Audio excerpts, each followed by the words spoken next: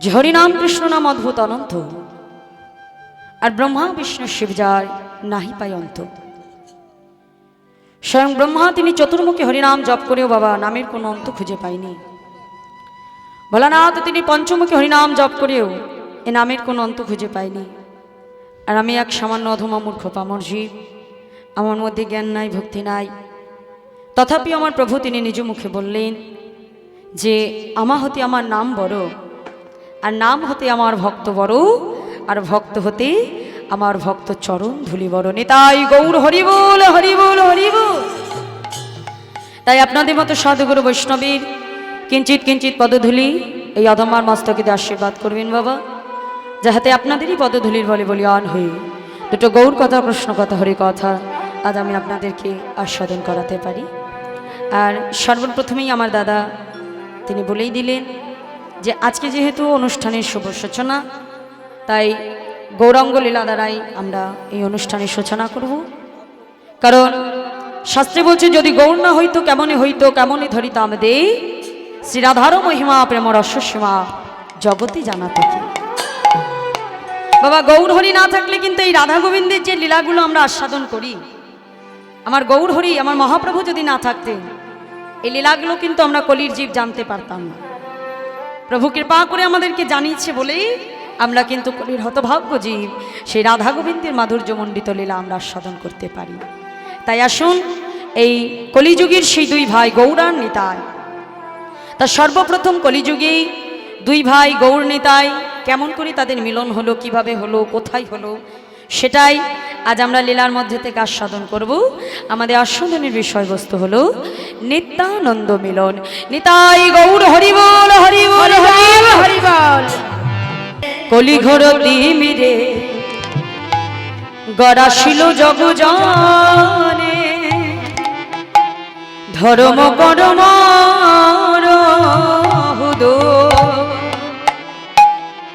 কলি ঘোর তিমিরে গড়াছিল জগ জনে, ধর্ম কর্ম রহুদ।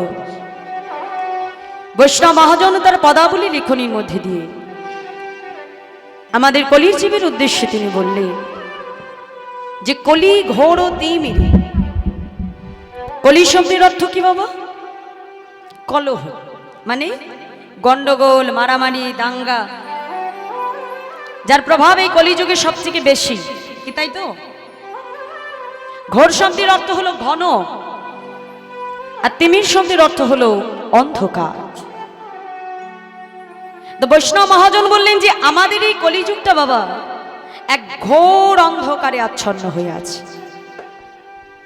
তা আমাদের মনে প্রশ্ন জাগতেই পারি যে কিসের অন্ধকার? শাস্ত্র বলছে যে মায়ারূপী অন্ধকার। কারণ আমরা যখন 10 মাস 10 দিন মাতৃগর্ভে ছিলাম, প্রত্যেকটা জীব কিন্তু মাগো আমরা ভগবানের কাছে প্রতিশ্রুতি করে এসেছিলাম যে হে করুণাময়, হে কৃপাময়, তুমি কৃপা করে একবার আমাকে ধরাধামে পৌঁছে দাও, আর ধরাধামে গিয়ে আমি তোমারই গুণাদিগুণ কীর্তন করব। কিন্তু প্রভু কৃপা করে যখন আমাদের প্রত্যেকটা জীবকে ধরাধামে পৌঁছে দিল, প্রত্যেকটা জীব আমরা প্রতিশ্রুতি কথার মতো কৃষ্ণ চরণের দাস না হয়ে আমরা কিন্তু নিজেকে সংসারে মায়ার দাস করে রাখলাম। শাস্ত্র বলছে যে কৃষ্ণ ভজিবার তরে সংসারে আইন, মিছে মায়ায় বদ্ধ হয়ে বৃক্ষ সম হইল। আর ফলরূপী পুত্র কন্যা ডাল ভাঙি পড়ে, আর কালরূপে সংসারেতে পক্ষী বাসা করে। ভগবানকে যে কথা দিয়ে এসেছিলাম সেই কথার কথা আমরা সবাই ভুলে গেছি। আর সেই কথা ভুলে ভগবানকে মনে না রেখে আমরা সংসারের এই মায়ার পেছনে প্রত্যেকটা জীব প্রতিনিহত আমরা ঘুরে বেড়াচ্ছি। কিন্তু একটা কথা আমাদেরকে জানতে হবে বাবা, যে সংসার মায়া মোহে আমরা ঘুরছি, এই সংসারে থেকেও কিন্তু ভগবানকে লাভ করা যায় বাবা। সংসারে থাকলেই যে ভগবানকে পাওয়া যায় না সেটা নয়। শাস্ত্রে বলছে যে সংসার ধর্ম কিন্তু সবথেকে বড় ধর্ম।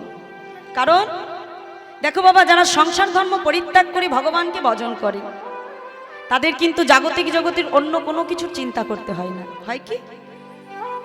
আমাদের যেমন সকালবেলা উঠেই সংসারী জীবকে অনেক রকম চিন্তা করতে হয়। তাহলে আমাদের মনে একটা প্রশ্ন জাগে যে আমরা তো সংসারী জীব, তাহলে আমরা যদি ভগবানকে ডাকি আমাদের সেই ডাক কি ভগবান শোনে? যারা ভগবানকে প্রতিনিয়ত পূজন করে, ভগবানের প্রতিনিয়ত যারা শৃঙ্গার করছে, ভগবানের সেবা করছে, তাহলে তারা তো আমাদের থেকে অনেক বেশি করে তাকে ডাকছে। কিন্তু আমরা একটু সংসারে থেকে যদি তাকে ডাকি, সেই ডাক কি আমার গোবিন্দের কর্ণমূল পর্যন্ত যায়? এই প্রশ্নটা কিন্তু আমাদের অনেকের মনে আসে কি মা? তাই তো একদিন নারদ মুনির মনে একটু অহংকার এসে গেছে মা। নারদ মুনি মনে করছে যে সে দিবানিশি প্রভুকে হরিনাম শ্রবণ করায়, দিবানিশি প্রভুর গুণাদিগুণ কীর্তন করে, তার নারদ মুনি মনে মনে চিন্তা করছে সে বুঝি ভগবানের সব থেকে বড় ভক্ত। একটু মন দিয়ে শুনবেন বাবা। তখন ভগবানের কাছে যে দেবর্ষি নারদ মুনি প্রশ্ন করছে, প্রভু আমি তোমাকে দিবানিশি হরিনাম শ্রবণ করাই, আমি বিনা বাজিয়ে দিবানিশি তোমার নাম করি, কিন্তু আমি একটা জিনিস লক্ষ্য করে দেখেছি যে তুমি আমার এই নামের থেকেও সংসারের কোনো জীব যদি একবার তোমাকে স্মরণ করে, আমি দেখি তুমি তাদেরটাকে বেশি সাড়া দাও। কেন প্রভু? সংসারী জীবের ডাকের ভেতরে এমন কি আছে যে তুমি আকুল হয়ে তাদের ডাকে সাড়া দাও?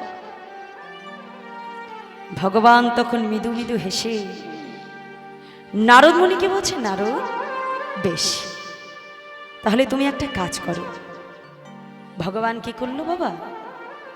একটা তেল ভর্তি বাটি দেবর্ষি নারদ মুনির হাতে তুলে দিলে, দিয়ে বলছে, নারদ যাও, এই তেলে পরিপূর্ণ বাটিটা নিয়ে তুমি একবার পৃথিবীকে প্রদক্ষিণ করে এসো। আর দেখো নারদ, তুমি যখন পৃথিবীকে প্রদক্ষিণ করবে, ওই তেলের বাটি থেকে এক বিন্দু তেলও যেন মাটিতে না পড়ে যায়। দেবর্ষি নারদ মুনি কানায় কানায় পরিপূর্ণ তেলের বাটিটা নিয়ে বাবা পৃথিবীকে প্রদক্ষিণ করতে আরম্ভ করলেন। আর প্রদক্ষিণ করে যখন ভগবানের সম্মুখে এসে দাঁড়িয়েছে, ভগবান নারদকে ডেকে বলছে, নারদ তা তুমি যখন তেলের বাটি নিয়ে পৃথিবীকে প্রদক্ষিণ করছিলে, আচ্ছা নারদ এক বিন্দু তেলও তুমি মাটিতে পড়তে দাওনি তো? প্রভু তুমি যে কি বলো না দয়াময়, আমি যখন পৃথিবীকে প্রদক্ষিণ করেছি, আমার নাম দেবর্ষি নারদ মুনি, প্রভু আমি এক বিন্দু তেলও প্রভু মাটিতে পড়তে দিইনি। বাবা আচ্ছা নারদ, তা তেলের বাটিটা নিয়ে তুমি যখন পৃথিবীকে প্রদক্ষিণ করছিলে, বলো তো তুমি কতবার আমার নাম স্মরণ করেছ? যেই না বলেছে সঙ্গে সঙ্গে নারদ মুনি চমকে উঠেছে, প্রভু যা, আমি তেলের বাটির দিকে লক্ষ্য রাখতে গিয়ে আমি তো তোমাকেই ডাকতে ভুলে গেছি।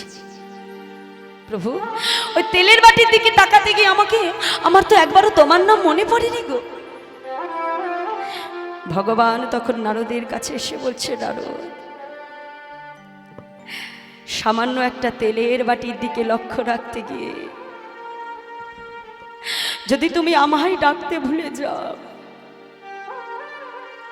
তবে ওই সংসারের জীবগুলো সারাদিন তাদের সংসারের কর্মের ভেতরে নিজের স্ত্রী, নিজের পুত্র, নিজের স্বামী, নিজের পরিজন, সংসারের সমস্ত চাহিদা মিটিয়ে যদি দিন অন্তে সংসারে জীব একবার আমাকে স্মরণ করতে পারে, যদি সংসারী জীব একবার দিন অন্তে আমাকে স্মরণ করে, যদি একবার আমাকে ডাকার মতো ডাকতে পারে, আর ওই ডাক যদি আমার কর্ণ বলে যায়, আমি তো কখনো আমার সেই ভক্তকে ভুলে যাই না। নারদ এই জগতে মানুষের কাছে আমি কিচ্ছু চাই না নারদ, এ জগতের কোনো ভক্ত যদি আমাকে ভালোবেসে একটি ফুল দিয়ে ডাকে, আমি তার ডাকে সাড়া দিই। প্রভু, তোমার কোনো ভক্তের কাছে যদি ফুল না থাকে, আমার ভক্তের কাছে যদি ফুল না থাকে, তাতেও দুঃখ নাই। আমার ভক্ত ভালোবেসে যদি আমাকে একটি তুলসী পত্র দিয়ে ডাকে, আমি তার ডাকে সাড়া দিই। নারদ মুনি বলল, প্রভু গো, এই জগতের কোন ভক্তের কাছে যদি তোমাকে দেবার মতো ফুল তুলসীও না থাকে, সে তবে তোমাকে কেমন করে স্মরণ করবে?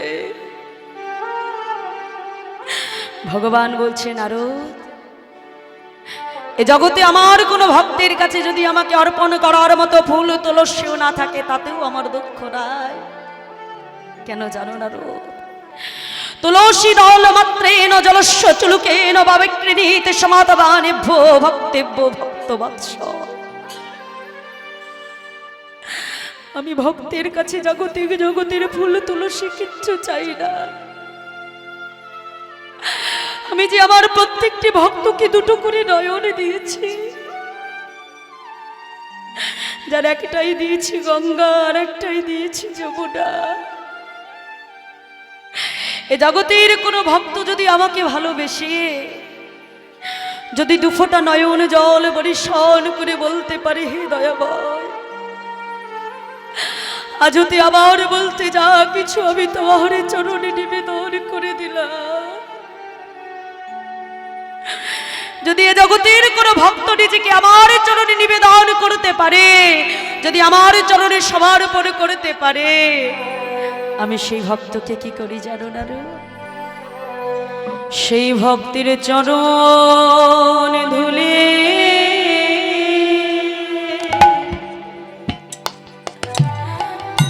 আমি অঙ্গে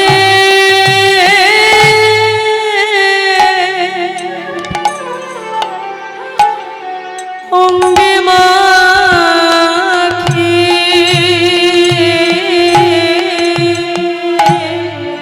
সেই ভক্তের চরণ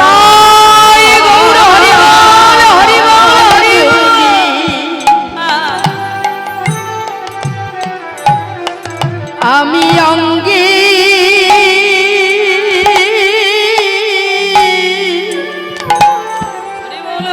অঙ্গে মাগি।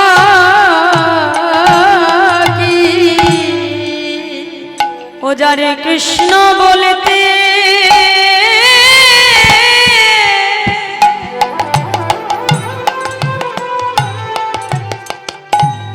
বহে নয়ন বারে, ভক্তির চরণ ধুলে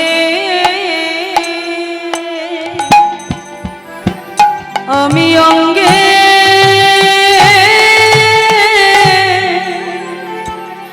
অঙ্গে মাখি।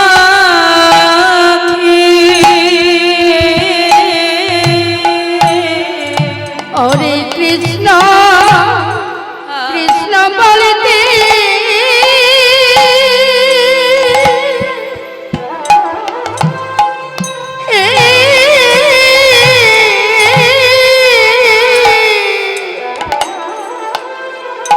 ওরে বাঘে নয়ন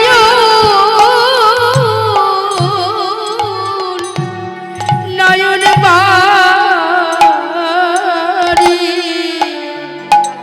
সেই ভক্তের চরণ ধুলি আমি অঙ্গে অঙ্গে মাগি।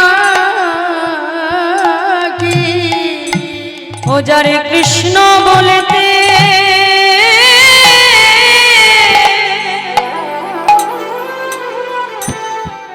বহে নয়ন বারে, ভক্তির চরণ ধুলে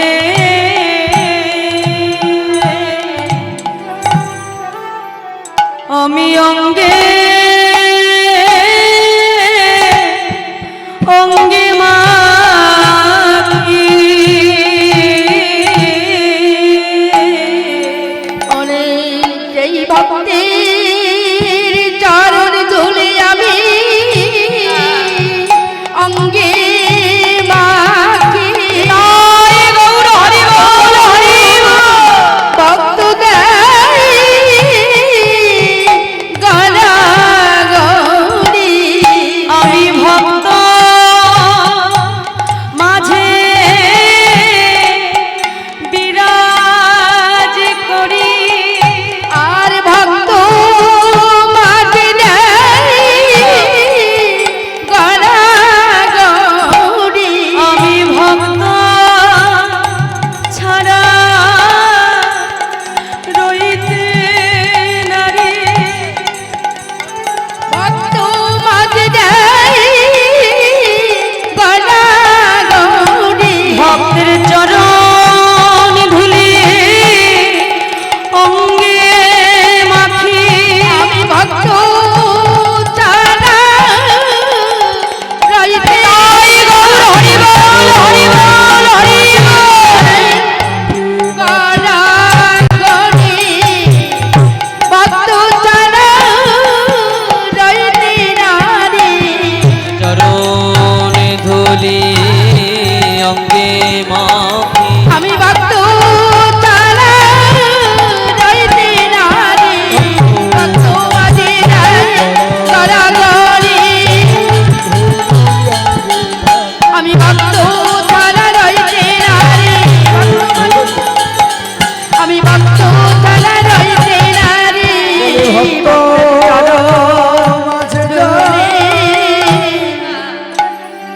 আমি অঙ্গে অঙ্গে মাখি ভগবান দেবর্ষি নারদ মুনিকে ডেকে বলছে নারদ নাহং তিষ্ঠামি বৈকুণ্ঠে যোগিনাম হৃদয়ং নাচ মদ ভক্ত যত্র গায়ন্তি তত্র তিষ্ঠামি হে নারদ। নারদ আমি কোনো বৈকুণ্ঠেও থাকি না, আমি কোনো তীর্থেও থাকি না বাবা। ভগবানকে পাবার জন্য অর্থ খরচ করে তোমাকে তীর্থ ভ্রমণে যেতে হবে না। যদি তুমি তোমার হৃদয় মন্দিরটা পরিষ্কার করতে পারো, ভগবান বললেন নাহং তিষ্ঠামি বৈকুণ্ঠে যোগিনাম হৃদয়ং নাচ মদ ভক্ত যত্র গায়ন্তি তত্র তিষ্ঠামি হে নারদ।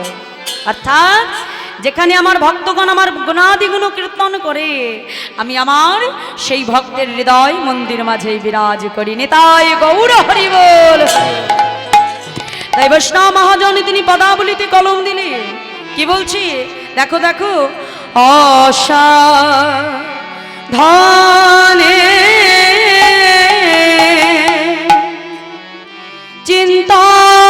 চিন্তামণি আমার বিধি মিলায়ল আনি আশাদানি চিন্তামণি আমার বিধি মিলাগুনু আনি আমার গরাবর দয়ালো ও গরাবর দয়ালো কোন সাধন ভজ লাগিল না রে সাধুন ভাজুন লাগিল না রে তারে আশা ধনে পাওয়া গেল সাধু ভজন লাগিল না রে আশাদানি পাওয়া গেল কোন সাধন ভজন লাগিল না রে বলি আশা ধনে পাওয়া গেল সাধন ভাজুন লাগিল না রে বলি আশা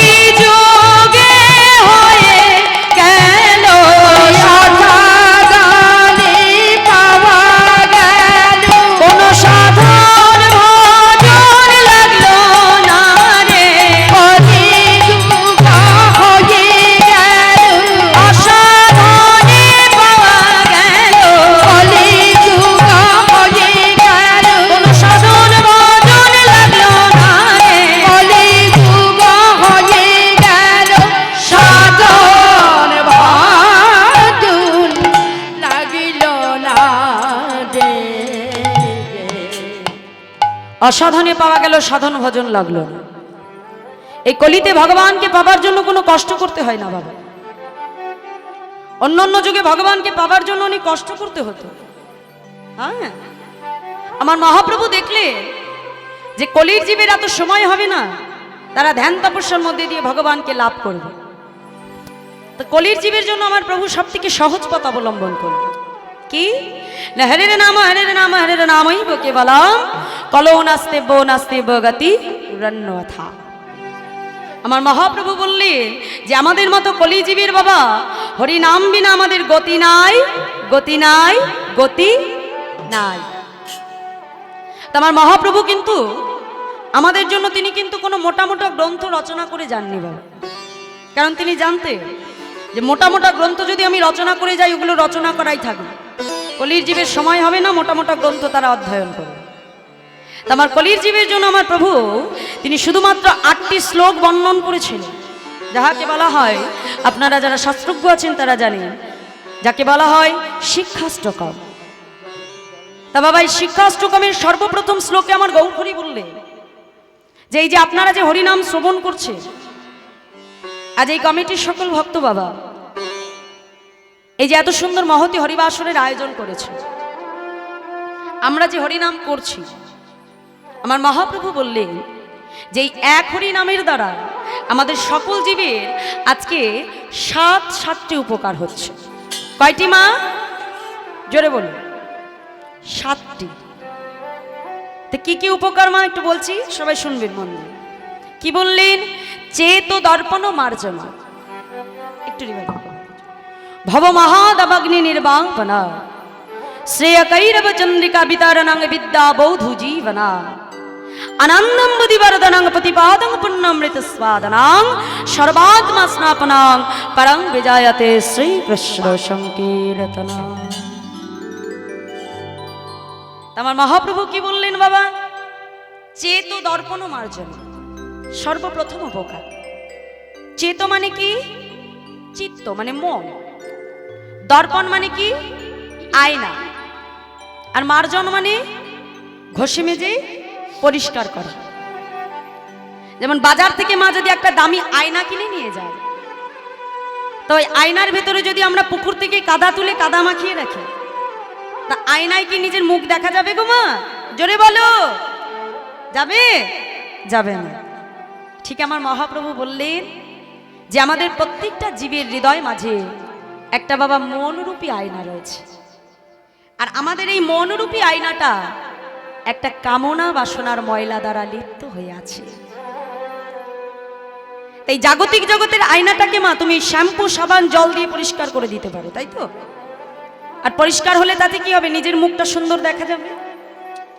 আমার মহাপ্রভু বললেন যে আমাদের মনের আয়না তো মাগো এই জাগতিক জগতের শ্যাম্পু সাবান দিয়ে পরিষ্কার হবে না, তা মনরূপী আয়না পরিষ্কার হয় কিসের দ্বারা? হরিনাম সংকীর্তন রূপী মাজন দ্বারা। নিতাই গৌর হরি বল, হরি বল। মানে এই হরিনাম আমরা যত আস্বাদন করব বাবা, এই কারণেই বলে যে শ্রীমদ্ ভাগবত কথা আস্বাদন করো, কীর্তন আস্বাদন করো। কারণ যত তুমি আস্বাদন করতে পারবে বাবা, তত কিন্তু তোমার এই মনের মলিনতাগুলো একটু একটু করে পরিষ্কার হয়। আজকাল আমাদের কীর্তন শোনা বলুন, ভাগবত পাঠ শোনা বলুন, সব কিন্তু অত্যন্ত সহজ হয়ে গেছে।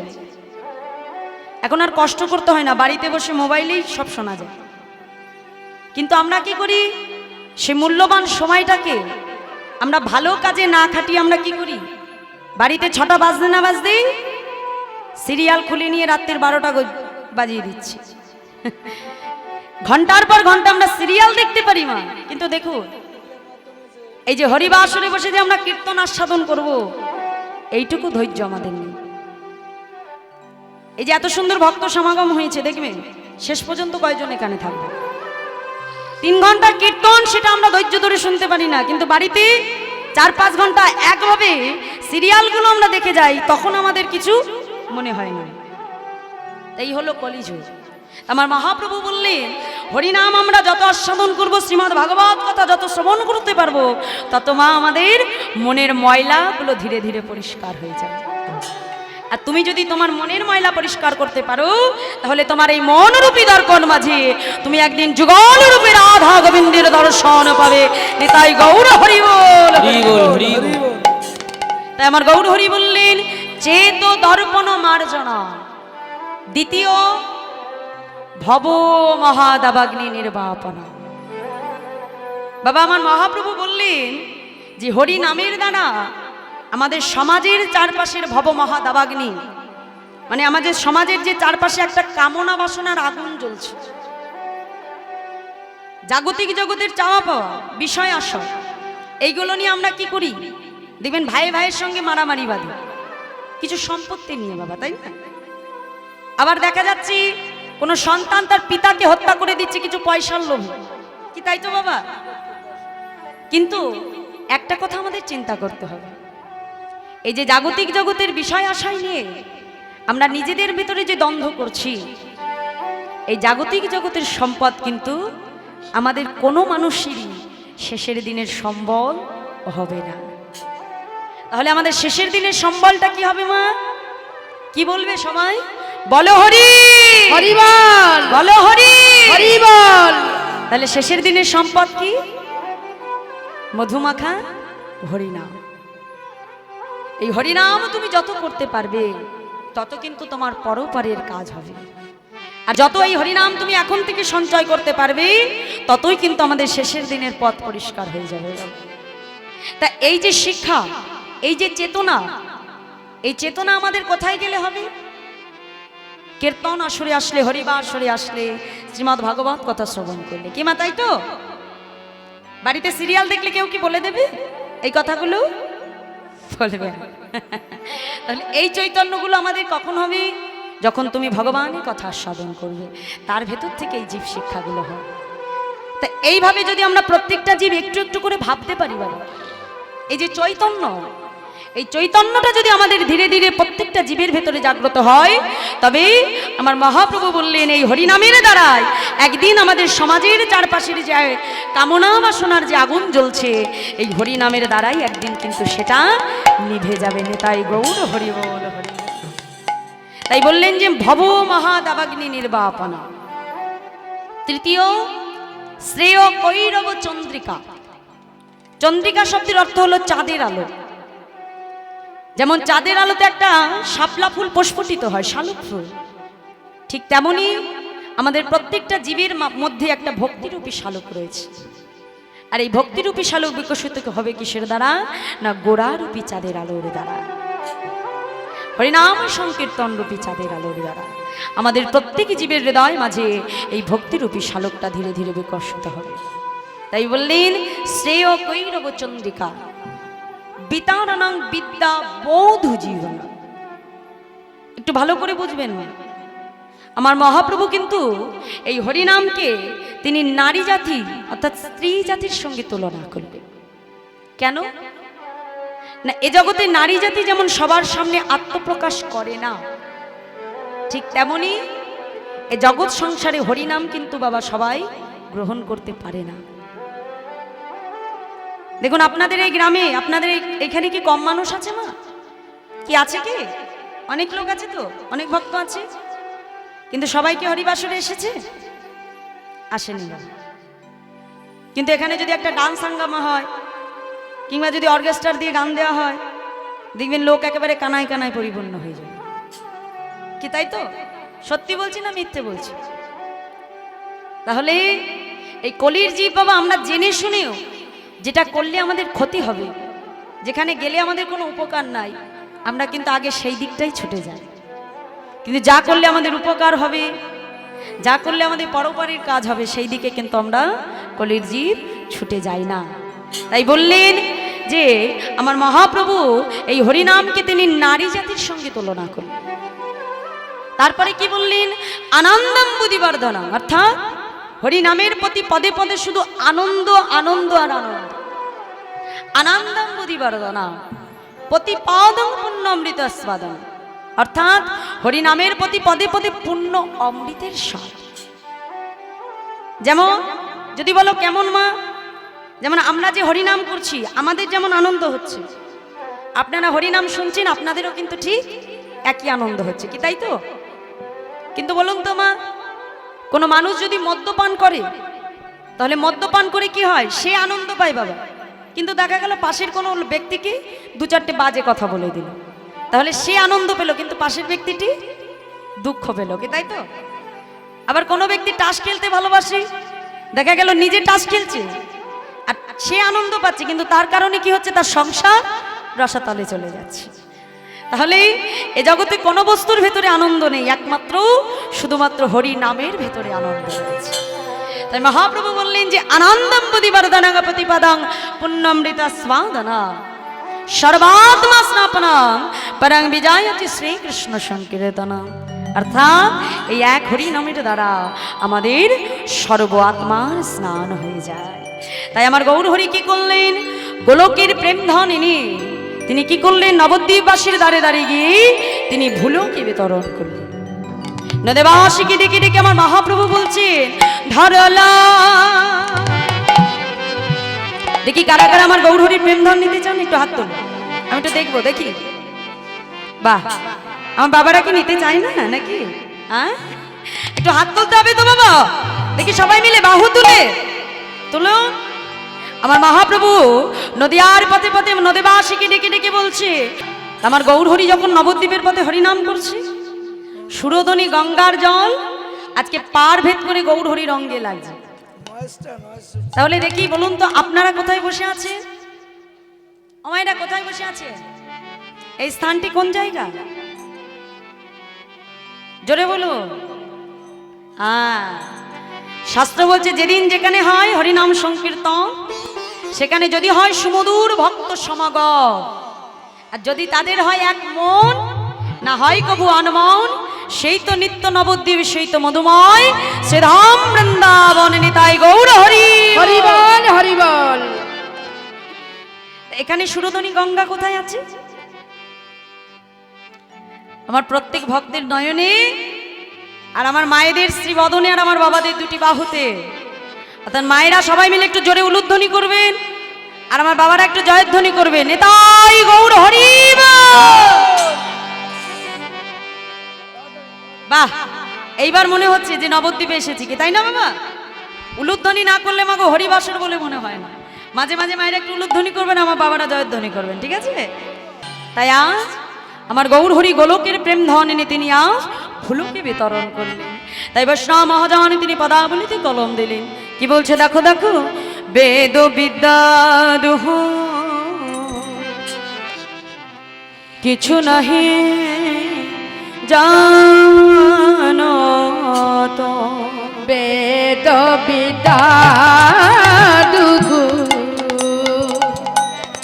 কিছু নাহি জানো। ওরে বেদ বিদ্যা দুহ কিছুই নাহি জানো তো, সে যদি গৌরঙ্গ করে সে যদি গৌরাঙ্গ করে সে যদি গৌরঙ্গ করে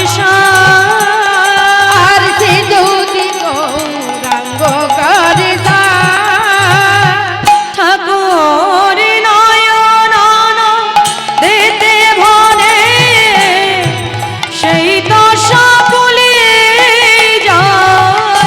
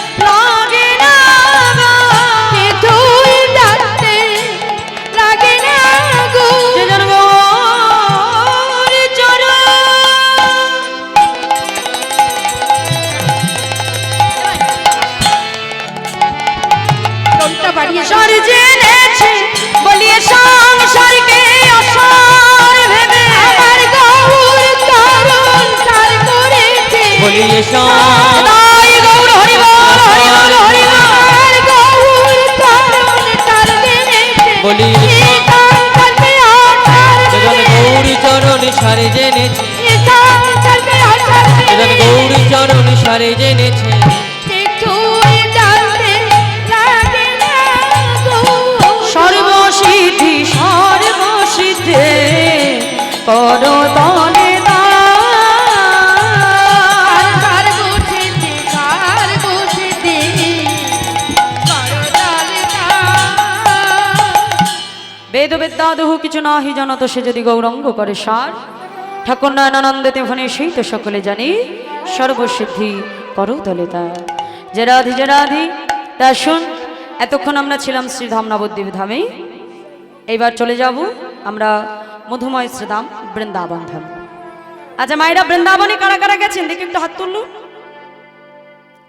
বাহ, জয় রাধে। তা বৃন্দাবনের রাজা কে গো মা? বৃন্দাবনের রাজা হলেন প্রেমময়ী রাধারানী। বাহ, জয় রাধে। আচ্ছা যারা গেছেন তারা আবার আমার সঙ্গে দ্বিতীয়বার যাবেন, কি তাই তো?